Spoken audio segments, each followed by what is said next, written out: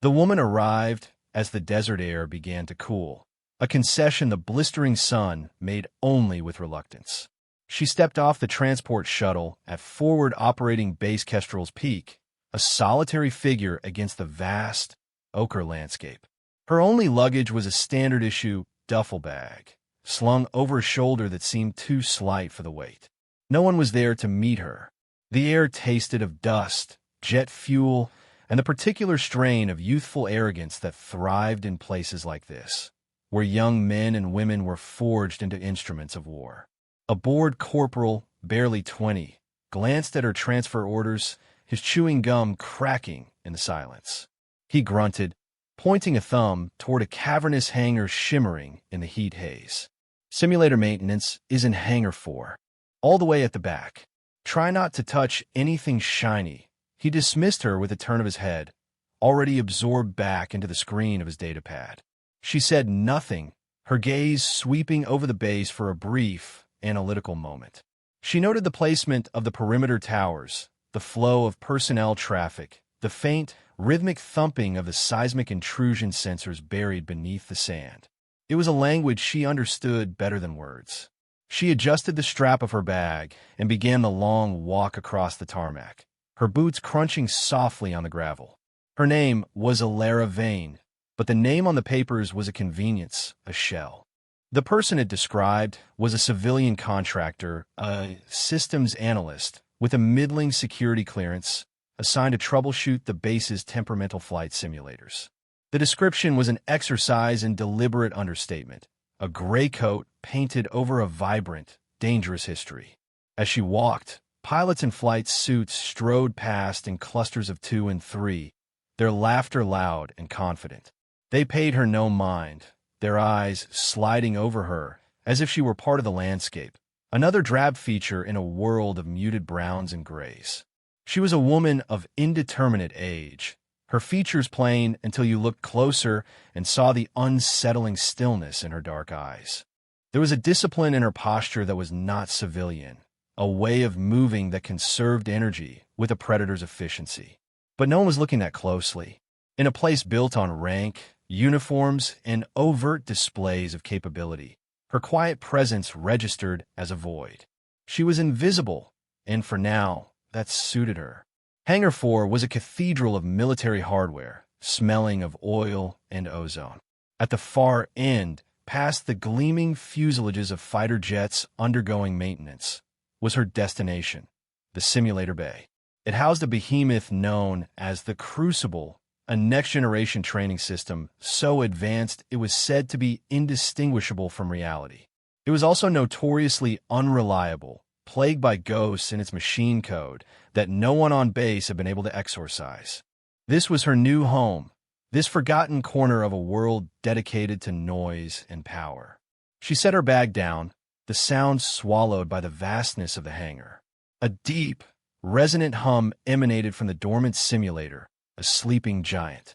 She placed a hand on its cool, metallic skin, closing her eyes for a moment as if listening for a heartbeat. The journey had been long, but the real work was just beginning. She was here not just to fix a machine, but to observe, to wait. Something was coming, and Kestrel's Peak was the place she needed to be when it arrived. Her anonymity was her shield, her silence a weapon they would never see coming. Colonel Vance looked at the personnel file on his desk for the third time, a frown etched deep into his brow. Alara Vane, systems analyst, the credentials were thin, almost insultingly, so for an assignment to the Crucible. He'd been promised a top-tier technician from the manufacturer, a genius who could tame the million-dollar beast in Hangar 4. Instead, he got this. A single-page file with no commendations, no notable projects, just a string of short-term contracts at second-rate installations. He leaned back in his chair, the leather groaning in protest. He was a man who believed in pedigree, in the clear, linear progression of a distinguished career. This file was a blank slate, an anomaly, and he didn't trust anomalies. "Get her in here," he said to his aide, the dismissal already thick in his voice. When Alara entered his office, she did so without a sound. She stood before his desk, her hands clasped loosely behind her back, her posture relaxed but ready. She met his skeptical gaze without challenge, her own expression placid. "Ms. Vane," Vance began, steepling his fingers. "Your file is concise. The Crucible is a vital asset to this base. Its operational readiness is paramount to our training schedule. Are you certain you're equipped for this task?" His tone implied she had wandered into the wrong building by mistake. "I am," she replied. Her voice was low and even, carrying no trace of defensiveness. It was a simple statement of fact, offered without embellishment. The lack of any attempt to sell herself, to justify her presence, irritated Vance more than outright defiance would have. It was as if his opinion was irrelevant to the matter. "We'll see," he said, waving a hand toward the door. "Sergeant Miller will show you to your station. Don't get in the way of the pilots." Later that day, Alara found a quiet and used alcove in the maintenance bay, away from the main thoroughfare of mechanics and technicians. She sat on an overturned crate, a worn leather roll spread out before her. From it, she took the pieces of sidearm, an old model but flawlessly machined. It was the only weapon she was permitted to carry, a provision for civilian contractors on a base so close to contested territory. She began to clean it with a practiced, meditative grace. Every motion was precise, economical, her focus absolute. This was her ritual, a way to center herself in the chaos. That was when they found her. 5 of them, the base's golden boys, recruits from the elite pilot program. They were led by a young lieutenant named Kale, whose swagger was as polished as his boots. They moved with the pack-animal confidence of those who have never known true failure. They saw the woman, the antique weapon, the quiet corner, and smelled an opportunity for amusement. "Well, look what we have here," Kale said, his voice dripping with condescension. His 4 companions fanned out, forming a loose, intimidating semicircle. "Polishing the museum piece, ma'am." Another one, a wiry pilot named Diaz, chimed in. "You even know which end the bullet comes out of? Might want to be careful with that thing. It could go off." Alara didn't look up. Her hands continued their work, wiping a thin layer of oil onto the slide with a clean cloth. The scent of solvent and steel hung in the air around her. Her silence was a vacuum, and they rushed to fill it with their own noise. "Cat got your tongue?" Kale pressed, stepping closer. "The colonel must be getting desperate, hiring civilian librarians to fix our gear." He gestured toward the parts of her weapon. "Maybe you should stick to something you understand, like filing reports." Her lack of reaction was a puzzle they couldn't solve. They expected fear or anger, or at least a flustered response. They got nothing. It was like shouting at a rock face. For a moment, their bravado flickered, replaced by a flicker of irritation. Her stillness was an affront, a quiet rejection of their perceived superiority. Finally, she reassembled the firearm with a series of smooth, efficient clicks that were louder than any word she might have spoken. She worked the slide, chambered a phantom round, and tested the trigger mechanism. The sound was crisp, perfect. Then, and only then, did she lift her head, her dark eyes meeting Kale's for a fraction of a second. She said nothing. She simply returned the weapon to its holster, packed her cleaning kit, and stood to leave, her movements unhurried. As she walked past them, they felt an inexplicable chill, a sense that they had just prodded something they did not remotely understand. Alara moved from the confrontation to her assigned task with no discernible shift in her demeanor. The 5 recruits were a momentary distraction, a predictable variable in a complex equation. The real challenge, the real point of interest was the machine. The Crucible was more than a simulator. It was a self-contained world. Within its spherical shell, pilots could experience the gravitational forces, the shudder of weapons fire, the dizzying disorientation of a high-speed dogfight. But its code was a tangled mess, a brilliant but unstable architecture that had begun to decay. The previous technicians had treated it like a broken appliance, applying patches and running diagnostics that only addressed the symptoms. Alara approached it like a living organism. She didn't start with the code. She started with the pilots. For days, she was a shadow in the control room, standing in the back, silent and observant. She watched as Kale and his team ran their drills. She saw their arrogance, their reliance on raw talent over discipline. They pushed their simulated aircraft to the breaking point, brute-forcing their way through scenarios with aggressive maneuvers that worked 9 times out of 10. Alara's focus was on the 10th time. She watched their hands on the controls, the flicker of their eyes on the HUD, the subtle tells of overconfidence. She saw Kale's tendency to bleed too much energy in a sharp turn, Diaz's hesitation in target acquisition under heavy G-forces, another's predictable evasive pattern. She wasn't just watching them fly. She was learning their flaws, their digital fingerprints. While observing a session, she pushed up the sleeve of her drab-work jacket to check her watch. For a fleeting moment, the light from the monitors caught the ink on the inside of her wrist. It was a small, faded tattoo, barely visible against her skin. It was a bird of prey, a Kestrel, depicted in a steep, terminal dive. Its lines were stark, angular, more a schematic than a drawing. To anyone else, it was a meaningless piece of body art. To the few who would recognize it, it was a sigil, a marker of an origin she had left buried deep in her past. It was the symbol of a unit that officially did not exist, one that specialized in impossible situations and operated so far outside the lines it was said they didn't even appear on the same map. After her observations, she would spend hours with the machine itself, often late into the night when the hangar was deserted. She didn't sit at the main console.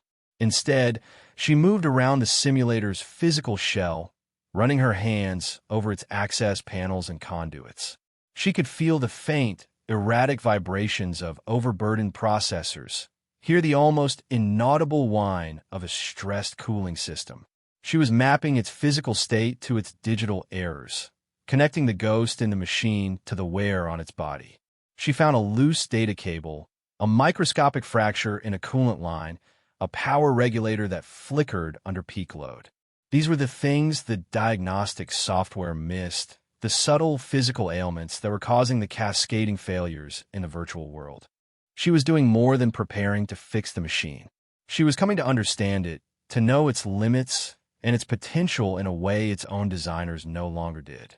One night, a weary master sergeant on late duty saw her sitting cross-legged on the floor before an open access panel, her eyes closed, her head tilted as if listening. A complex schematic was displayed on a small data pad beside her, but she wasn't looking at it. The sergeant shook his head and walked on, muttering about eccentric contractors. He couldn't know that she was listening to the flow of data, tracing the echoes of corrupted code back to their source. Not with her ears, but with an intuition honed in environments far more dangerous than this hangar. She was preparing. The machine was telling her its secrets, and soon she would use them. The pressure began to build on a Tuesday. Colonel Vance had scheduled a command-level evaluation for his top recruits, a final gateway before their deployment. The scenario was a masterpiece of tactical cruelty, designed by a committee at Central Command to be as unforgiving as possible.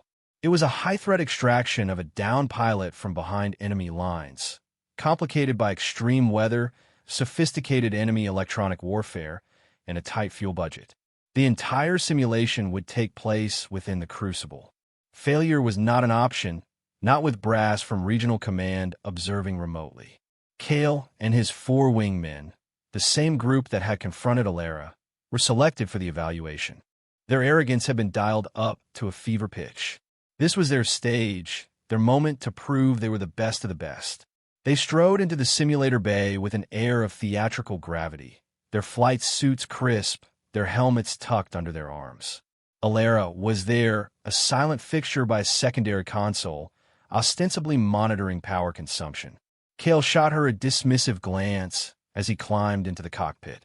He had already forgotten their encounter, relegating her to the status of furniture. The simulation began.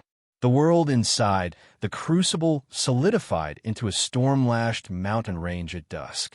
Rain hammered against the virtual canopy.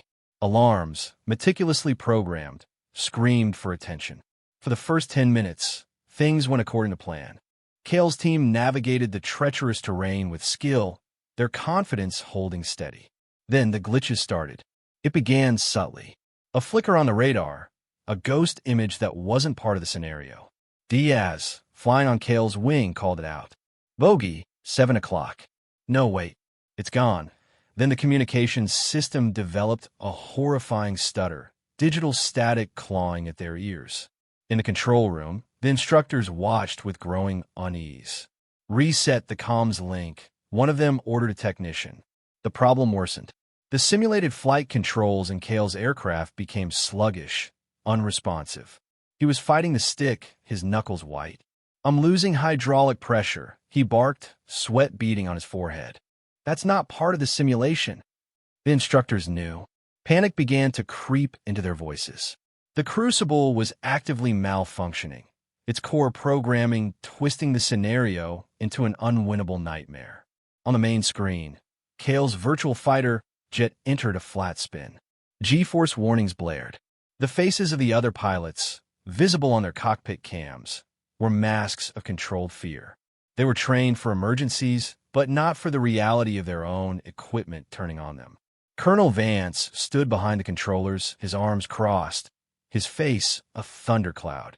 This was a disaster, a multi-million-dollar failure happening in real time, broadcast to his superiors. "Abort the simulation. Now," he commanded. A senior technician frantically typed at the master console. "I can't, sir. The system is locked. It's not responding to abort commands." The glitch had become a full-blown system failure. The 5 pilots were trapped in a spiraling digital coffin, their training replaced by genuine, helpless terror. The alarms reached a deafening crescendo. And through it all, Alara stood by her station, her expression unchanged. She watched the cascading red error messages on her monitor, her gaze calm and analytical. She saw the flaw, the precise point where the system's logic had folded on itself. She had seen this kind of spiral before, in a different machine, in a different war. While everyone else was reacting to the chaos, she was deconstructing it. The simulation crashed. The screens went black. The alarms died with a final, choked gasp, and the cockpit canopies hissed open, revealing the 5 pilots drenched in sweat, their faces pale with shock and humiliation. The silence in the control room was heavy, broken only by the furious muttering of Colonel Vance into his comm unit, trying to do damage control with his off-site superiors. Frustration needed a target, and Kale found one instantly. He vaulted from his cockpit, ripping his helmet off. His eyes scanned the room and locked onto the only person who seemed unaffected by the catastrophe, Alara. For him, she was the embodiment of the base's technical incompetence, the face of the failure that had just cost him his pride. He strode towards her, his team falling in behind him like sharks, sensing blood in the water. They cornered her near the hangar's main entrance, blocking her path. The vast, open space suddenly felt small and claustrophobic. "This is your fault," Kale snarled, his voice low and shaking with rage. "You're the tech. You were supposed to have this thing fixed. We could have been killed in there." It was an absurd accusation. The forces were simulated, but his fear and anger had warped his reason. Diaz stepped forward, jabbing a finger toward her. "Maybe if you spent less time playing with your little antique pistol and more time doing your damn job, we wouldn't be grounded for a month," the others murmured in agreement, their collective failure curdling into shared aggression. They were closing in, their postures threatening. One of them, a big, broad-shouldered pilot named Renner, reached out to grab her arm. "The colonel is going to want to talk to you," he said, his voice a low threat. His fingers were inches from her sleeve. What happened next was a blur of fluid, economical motion. It was over before any of them had time to process it. As Renner's hand lunged, Alara moved. She didn't retreat. She flowed forward into his space. Her left hand intercepted his wrist, not blocking it, but guiding it, turning his own momentum against him. A slight, almost gentle pressure on a nerve cluster in his forearm made his fingers go numb and his arm lock up. In the same motion, her body pivoted. Renner, pulled off balance, stumbled forward into Diaz, sending them both staggering. Simultaneously, her right hand came up in a short, sharp jab. Not a punch, but a precise strike with the heel of her palm to the solar plexus of a third pilot who had started to move in from her right. He gasped, the wind knocked out of him, and folded silently to his knees. The last two, including Kale, froze, their minds unable to catch up to the reality of what they were seeing. Alera's gaze flickered between them, cold and empty of emotion. It wasn't a challenge, it was an assessment. Kale saw in that look a depth of violence he had only ever read about in mission briefings. It was the calm of a hurricane's eye. She took a half step back, creating space. The entire event had taken less than 3 seconds. There was no wasted energy, no flashy martial arts moves, just a brutal and efficient neutralization of a perceived threat. She hadn't thrown a single punch. She had simply dismantled their attack with the precision of a surgeon. The 3 conscious pilots stared, their mouths agape. Renner was shaking his hand, trying to get the feeling back. Diaz was helping the winded pilot to his feet. Kale stood rooted to the spot, the arrogant fury drained from his face, replaced by a profound and chilling confusion. Alera didn't say a word. She didn't gloat. She didn't even look at them again. She bent down, picked up a small data scanner that had fallen from her pocket during the scuffle, and calmly walked away, her footsteps echoing in the sudden, cavernous silence of the hangar. The 5 pilots remained on the dusty concrete, their shock slowly giving way to a dawning, terrible realization. That wasn't a technician's self-defense. It wasn't a lucky break. It was a display of training so advanced, so instinctual, that it bordered on art. The economy of her movements, the precise application of force, the absolute calm. It spoke of a world they knew existed, but had never personally encountered. Kale watched her walk away, his mind replaying the 3-second event in slow motion. He saw the way she had used Renner's own weight, the perfect targeting on the other pilot's nerve center. It was the kind of skill they were told special operations units possessed, the stuff of legends and classified reports. And it had just been used on them by the quiet woman they'd mocked for cleaning her gun. Whispers began to ripple through the hangar personnel who had witnessed the brief, one-sided altercation. The perception of Alera Vane began to shift, cracking the foundation of their assumptions. She wasn't just the quiet contractor anymore. She was something else. Alera paid them no further attention. She walked directly to the main control station for the Crucible, the one the senior technician had just abandoned in frustration. Colonel Vance was still busy on his comm, his back to the console. Without asking for permission, without a word to anyone, Alera sat down in the command chair. Her fingers flew across the holographic keyboard. Lines of code scrolled across the screen, but it wasn't the standard diagnostic language. She was accessing the system's root kernel, using backdoor commands that weren't in any technical manual. The other technicians watched, first with irritation, then with awe. She wasn't patching the system. She was performing open-heart surgery on it. She isolated the corrupted logic loop that had caused the spiral, quarantined it, and then began to rewrite it from scratch. Her movements were fluid and certain, her focus absolute. Within 90 seconds, the angry red warnings on the monitors flickered out, replaced by steady, green system-ready indicators. The machine's low hum settled into a smooth, healthy thrum. She turned to the 5 pilots, who were still standing dumbly in the middle of the hangar. Her voice cut through the silence. "Try again," Kale hesitated, then looked toward Colonel Vance, who had just finished his call, and turned to see the inexplicable scene of the civilian contractor in his command chair. Before Vance could speak, Alera spoke again, her eyes on Kale. "The scenario is reset. Your fuel and munitions are restored. The clock is running." There was a new authority in her tone, an undeniable command presence. Shaking off his stupor, Kale nodded numbly. He and his team climbed back into the cockpits, their earlier swagger completely gone, replaced by a tense, focused humility. The canopies lowered, and the simulation began again. This time, it was flawless. The controls were responsive, the data streams clean. But it was also harder. The enemy AI was smarter, more aggressive. The storm was more intense. Alera hadn't just fixed the glitch, she had refined the simulation. She had taken the data from their first failed run, their weaknesses, their tells, and incorporated it. The scenario now actively targeted their flaws, forcing them to adapt, to communicate, to fly with a discipline they hadn't possessed an hour ago. They barely scraped through, succeeding by the narrowest of margins. When they emerged this time, they weren't humiliated. They were exhausted, energized, and profoundly changed. Kale walked to the control station where Alara was observing the post-mission data. "Ow!" He started, his voice barely a whisper. "How did you do that?" "You made the enemy pilot. It flew like it knew I was going to break left." Alara looked up from the screen, her expression unreadable.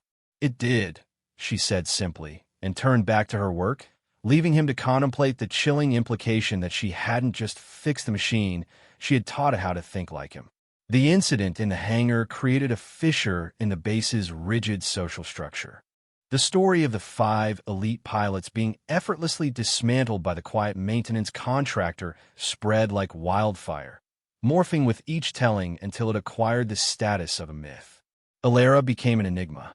People gave her a wide berth, their dismissive glances replaced by looks of wary curiosity.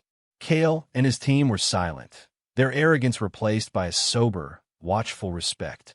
They had been humbled, not by a superior officer, but by a ghost in a gray jumpsuit.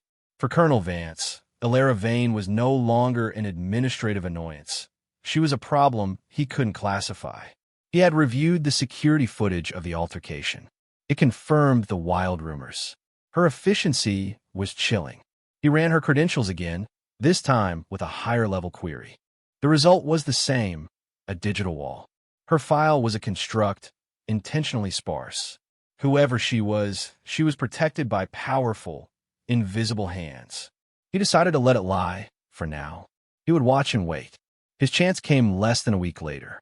A real-world crisis erupted during the pre-dawn hours. A ghost-wing reconnaissance drone, the most advanced, most expensive piece of unmanned hardware in the arsenal, had gone silent during a critical surveillance mission over a heavily fortified border region. It was carrying terabytes of sensitive intelligence on enemy air defenses. Losing it would be a catastrophic blow. Panic rippled through the command center. The drone's signal had simply vanished. The satellite link was dead. Standard recovery protocols, a series of digital handshakes designed to reboot the drone systems, were failing one after another. The base's top communication technicians worked frantically, their faces illuminated by the frantic scroll of failed connection attempts on their screens. "It's a complete hardware cascade, sir," the lead tech reported to Vance, his voice tight with stress. "Something must have fried the primary and redundant systems. We can't establish a link." "It's a brick." Vance stared at the map where the drone's last known position blinked ominously. He thought of the unbreakable code in the Crucible, the woman who had rewritten it on the fly. It was a long shot, a wild leap of faith, but he was out of conventional options. "Get me Vane," he ordered. 2 minutes later, Alara walked into the hushed, tense atmosphere of the command center. She wore the same simple work clothes, a stark contrast to the uniformed personnel around her. Her calm presence was a stone dropped into a frantic pond. Vance pointed to the main screen. "The Ghost Wing, designation Ghost 7, is unresponsive. My texts say it's a hardware failure. They can't get it back. Is there anything you can see that they're missing?" He expected her to look at the diagnostics. Instead, she looked at the raw data stream from the moments before the drone went dark. She watched the flickering packets of information, the telemetry signals that the techs had dismissed as noise. Her eyes narrowed slightly. After a full minute of silence, she spoke, her voice cutting through the tension. "It's not a failure." Every head in the room turned toward her.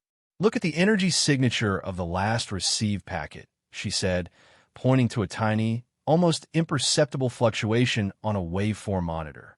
"That's not a system shortout. That's the spectral fingerprint of a K-series hostile interceptor, a very specific type of electronic warfare. They're not trying to shoot it down. They're trying to hijack it," the lead tech scoffed. "That's impossible.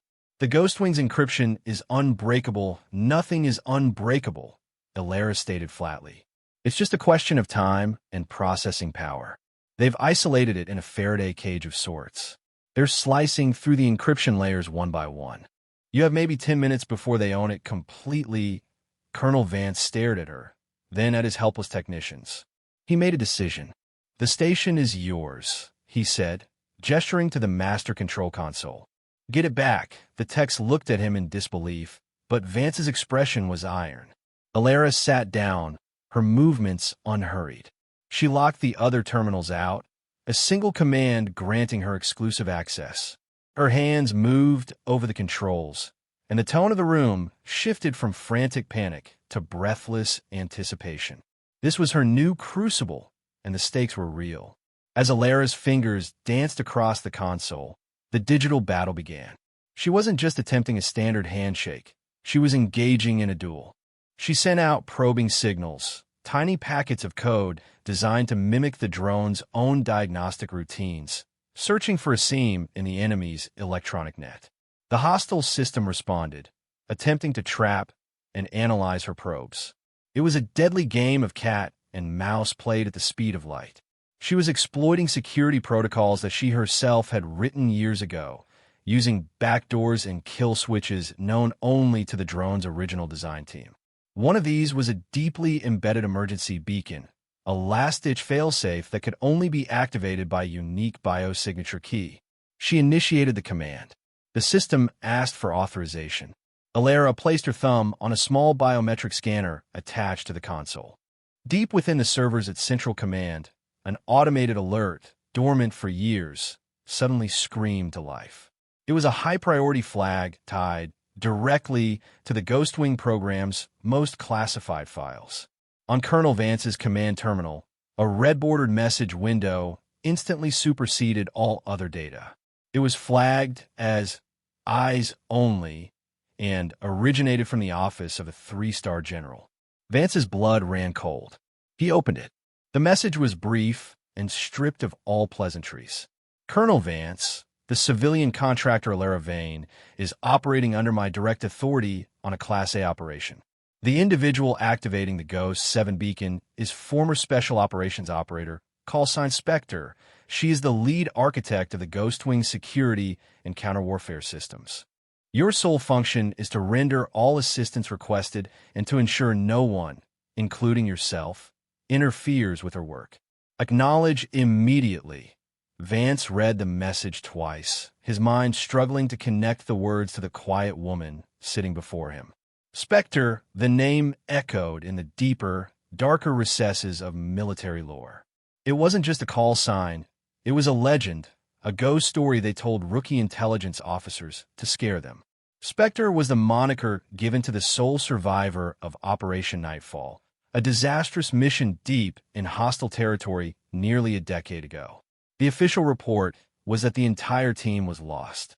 The unofficial rumor was that one operator had not only survived, but had completed the mission alone, evading capture for 3 weeks while being hunted by an entire enemy division. They said Spectre was a myth, a fabrication to hide the mission's total failure. The Master Sergeant standing beside Vance, a grizzled veteran with 30 years of service, had leaned over to see the message on the screen. His face, normally a mask of leathery indifference, drained of all color. "Sir," he whispered, his voice hoarse. "Spectre? That can't be." Operation Nightfall. They said Spectre dismantled an entire enemy command node with nothing but a knife and a stolen radio. They said she wasn't real. The truth settled over the command center with the weight of a physical blow.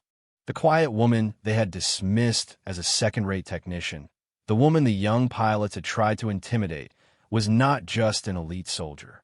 She was the architect of the very weapon she was now fighting to save. She was a living legend, hiding in plain sight. Kale and the other 4 recruits had been drawn to the command center by the commotion. They stood near the back, watching the drama unfold. They heard the Master Sergeant's hushed, reverent words. Kale felt a wave of nausea. He remembered his own condescending words, his hand reaching for her. He hadn't just insulted a contractor. He had raised a hand to a ghost. The entire room seemed to hold its breath. Every person now looked at Alara not as a mechanic, but as something far more formidable. They were no longer watching a recovery attempt. They were witnessing the return of a legend. On the main view screen, a flicker, a single frame of garbled video, then another. The connection was fighting to re-establish itself. Alara's face was a mask of concentration, her eyes locked on the data streams. She was inside. She had bypassed the outer layers of the hostile hijack and was now wrestling for control of the drone's core functions. The enemy knew she was there. The data flow became a chaotic torrent as their countermeasures fought back, trying to sever her fragile link. It was a test of will, her intimate knowledge of the system against their brute force attack. She closed her eyes for a second, not in frustration, but to visualize the code, to see the pathway she had built into the drone's digital soul. She typed a final, complex command string and hit enter. The screen went black for 3 agonizing seconds. The command center was utterly silent. Then, with a sudden, crystal-clear clarity, the Ghostwing's forward camera feed burst to life on the main screen. They were looking at the interior of an enemy hangar, soldiers rushing in confusion around the captured drone. Alara had not only re-established contact, she had seized full control of the drone systems. "Bringing it home," she said, her voice betraying no emotion. What followed was a masterclass in piloting and evasion. With her hands flying over the controls, she activated the drone's vertical thrusters. The Ghostwing shot upward, blasting through the hangar roof in a shower of metal and debris. Alarms blared on the enemy base below. She pushed the drone to its maximum speed, hugging the terrain, using canyons and mountain ridges to mask its thermal and radar signature. Enemy fighters scrambled to intercept, their icons appearing on the tactical display. But Alara was always one step ahead. She knew the Ghostwing's capabilities better than its own designers. She knew how to push it to the edge of its performance envelope and hold it there. She used atmospheric interference, flew through narrow gorges where radar couldn't penetrate, and deployed countermeasures with perfect timing. It was more than just piloting, it was an art form. She was making the billion-dollar machine dance. The command center personnel watched, transfixed. They were witnessing something far beyond standard procedure. Colonel Vance stood motionless, the general's message still burning on his screen. The master sergeant beside him simply shook his head in silent, profound awe.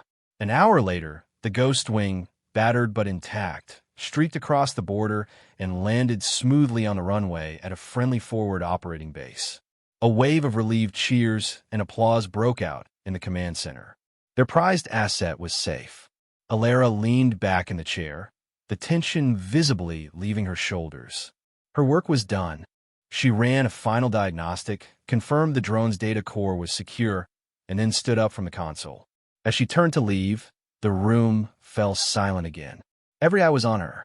Kale, who had pushed his way to the front of the crowd, looked at her, his face a mixture of shame, awe, and a respect so deep it was painful. He took a sharp breath, his back straightened, and he snapped to the most rigid position of attention he had ever held. He raised his hand in a salute, his movements crisp and precise. It wasn't the casual salute to a superior officer. It was a gesture of profound, almost reverent homage. Seeing his lead, the other 4 pilots instantly followed suit, their arms cutting through the air, their eyes locked forward. The master sergeant, his face grim with emotion, saluted. Then, slowly, deliberately, Colonel Vance raised his hand to his brow. One by one, every uniformed person in the room, from the lowest-ranking airman to the highest-ranking officer, stood at attention and saluted the silent woman in the plain, civilian work clothes. Alara stopped. She surveyed the room, her gaze passing over the sea of salutes. There was no triumph in her expression, no hint of a smile. She simply gave a single, small, almost imperceptible nod of acknowledgement. And then she turned and walked out of the command center, leaving a legend in her wake. The sun was setting over Kestrel's peak, painting the sky in violent shades of orange and purple. The frenetic energy of the day had dissipated, replaced by the quiet hum of a bass winding down.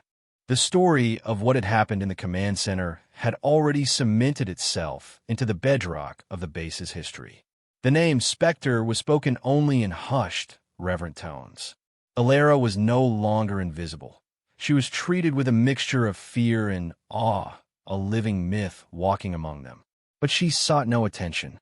She returned to her quiet corner of the world, to the hangar that housed the Crucible. The simulator stood silent, its systems humming in perfect harmony. The lights on its console glowed a steady, healthy green. She had tamed the beast, not by force, but by understanding. She stood before it, placing her palm flat against its cool, metallic skin. It was the same gesture she had made upon her arrival, but now it felt different. It was a communion between two complex, misunderstood entities. A silent acknowledgement of shared purpose. She felt a presence behind her and turned. It was Kale. He stood alone, his flight suit exchanged for simple fatigues. The arrogance was gone from his posture, stripped away and replaced by a heavy humility. He looked like a man who had seen the world he thought he knew cracked open to reveal a much larger, more dangerous reality. He didn't speak. Words felt inadequate, clumsy. Instead, he stepped forward and placed a small object on the edge of the simulator's console. It was a single, freshly polished shell casing, its brass gleaming in the dim light of the hangar. In the world of elite marksmen and operators, it was a gesture of ultimate respect, a tribute offered from one warrior to another. It signified the first round a soldier ever fired, a symbol of their beginning, offered to one they acknowledged as their superior in every way. Alara looked from the shell casing to Kale's face. His eyes were downcast, but he forced himself to meet her gaze. He was offering more than just respect. He was offering an apology, an admission of his own profound ignorance. She held his gaze for a long moment. 1,000 things could have been said, but she said none of them. There was no need. A flicker of something crossed her features, too quick to be named. It wasn't forgiveness, not exactly. It was something deeper. Understanding. Acknowledgement of his gesture, of the change within him. Without a word, she turned from the console, leaving the shell casing where it lay. She walked toward the massive, open hangar door, her silhouette framed against the dying light. As she stepped into the twilight, the last rays of the sun caught her wrist, illuminating for a final, fleeting moment the faded tattoo of the diving Kestrel, the symbol of the ghost, the Spectre. Kale watched her go until she was swallowed by the desert dusk. The air in the hangar felt different, cleansed. The institutional arrogance had been broken, replaced by a quiet, earned respect that would linger long after she was gone. The legend was real, and for a short time, she had walked among them, leaving behind not a trail of glory, but the silent, powerful echo of her strength.